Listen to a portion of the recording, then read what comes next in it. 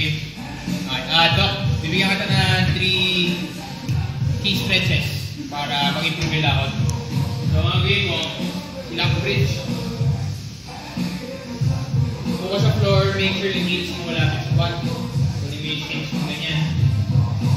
From here, gawin mo, squeeze mo yung upper back.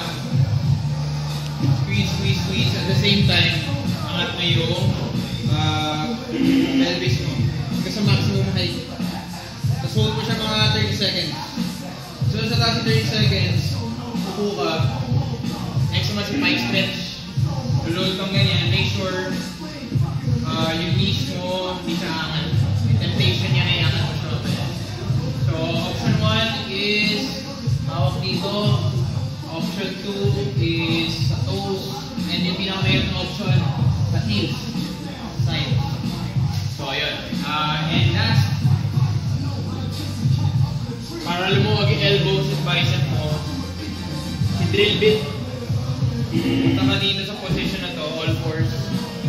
From here, gagawin mo, yung elbow mo, tuturo mo siya, ito-turn mo siya para nakapoint sa sarili mo.